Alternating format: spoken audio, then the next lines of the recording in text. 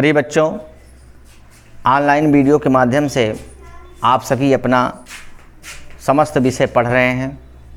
BP ओझा intermediate college की ओर से सभी विषय के वीडियो ऑनलाइन पढ़ाए जा रहे हैं। आइए कक्षा 6 यानी 6ठी क्लास का हिंदी विषय लेकर उपस्थित हुआ हूँ।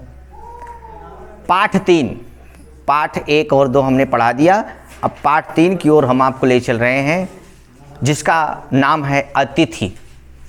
बच्चों, अतिथि का मतलब होता है मेहमान। जब हमारे घर पर हमारे रिश्तेदार वगैरह आते हैं या दूर दराज से अपना कोई मित्र हमारे दरवाजे पर आता है तो हम उसको अतिथि के नाम से जानते हैं। कभी कभी किसी महाशय के दीवारों पर लिखा होता है अतिथि देवो भव, या हम कहते हैं अतिथि देवो भव, यानी अतिथि भगवान के समान होता है। अतिथि ईश्वर है, अतिथि देवता है। यहाँ पर कमेंट किया गया है, व्यंग किया गया है अतिथि पर। प्यारे बच्चों, मेहमान घर पर आते हैं तो जिस दिन आते हैं उस दिन बड़ी खुशी होती है। बढ़िया बढ़िया नाश्ता, बढ़िया उठने बैठने का व्यवस्था और बढ़िया पकवान बनाकर मेहमान को खिलाया जाता है।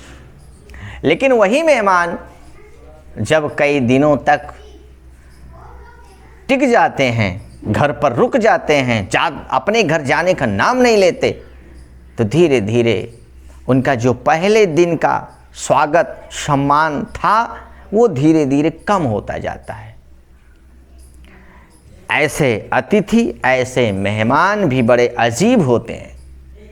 कुछ ऐसा ही मेहमानों के विषय में लेखक महोदय ने व्यक्त किया है। आप सभी इसे केवल हास्य भाव में रखेंगे और आपका कोर्स है, आपका पाठ है, आपको तो पढ़ना ही है। शुरुआत करते हैं बच्चों।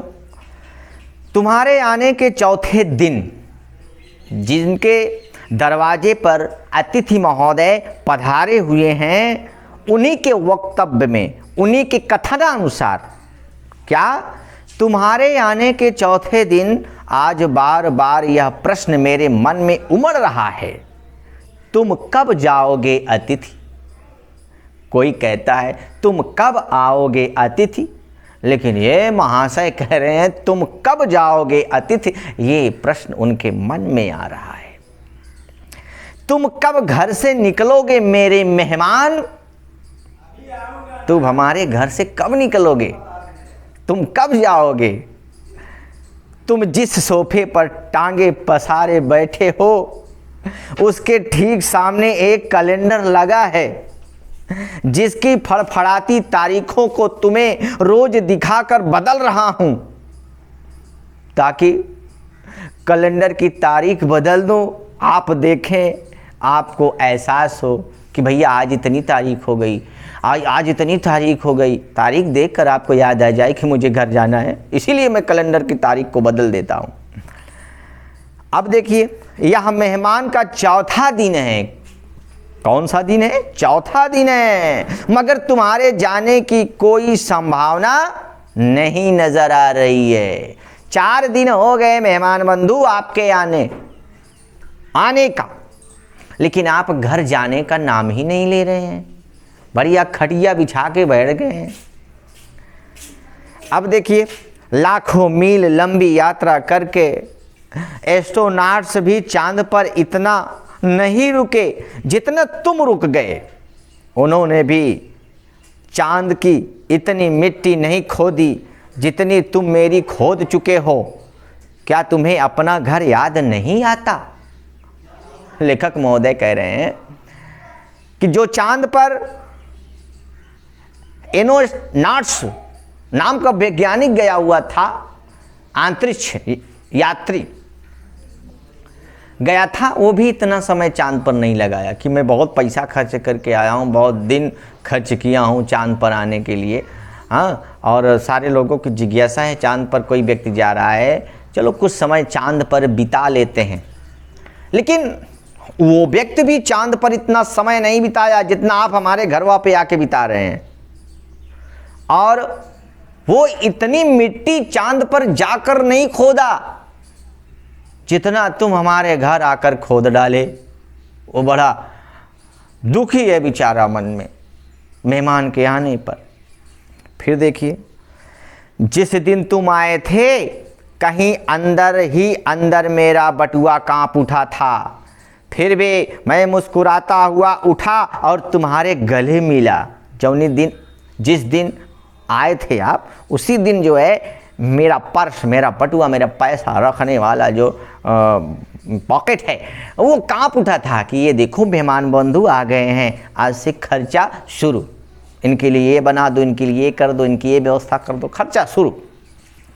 मेरी पत्नी ने तुम्हें सादर नमस्ते की, नमस्ते किया, नमस्ते नमस्ते किया मेरी पत्नी ने आदर के साथ।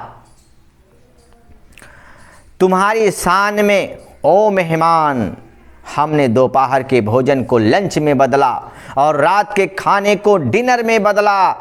हमने तुम्हारे लिए सलाद कटवाया, हमने तुम्हारे लिए रायता बनवाया, मिठाई मंगवाई, इस उम्मीद में कि दूसरे दिन शानदार मेहमानी की छाप लिए तुम रेल के डिब्बे में बैठ जाओगे और अपने घर चले जाओगे। बहुत मेहमान नवाजी मैंने आपकी किया, सलाद से लेकर बढ़िया बढ़िया पकवान से लेकर बहुत अच्छी खातिर दिया कि चलो आज आए हो, दूसरे दिन चले जाओगे। और जब हम अच्छा सा व्यवहार आपके साथ करेंगे, अच्छी सी मेहमान नवाजी करेंगे, तो वो छाप जो है आप लेकर जाएंगे तो हमारे घर की प्रशंसा होगी। लेकिन आप तो रुक गए, इतने दिन टिक गए, मगर आज चौथा दिन है, तुम यहीं हो। कल रात हमने खिचड़ी बनाई, फिर भी तुम यहीं हो। हमने इसीलिए अपनी पत्नी से कहलवा करके आपके लिए खिचड़ी बनवाया कि खिचड़ी आज बनाई, हमारे मेहमान खिचड़ी खाएंगे। आपने खिचड़ी खा लिया, खिचड़ी बनवाया मैंने, तब भी आप यहीं हो। फिर देखिए, आज हम उपवास करेंगे और तुम यहीं हो। आज हम सब पूरे घर के लोग उपवास करेंगे कि भोजन नहीं करेंगे, खाना नहीं बनेगा, खाना नहीं खाया जाएगा, लेकिन फिर भी आप यहीं हो।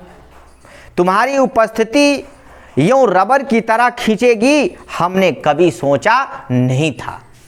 आपका जो आगमन है, आपकी जो उपस्थिति है, ये रबर की तरह खींच जाएगी, इतना लंबा हो जाएगी, हमने कभी सोचा नहीं था।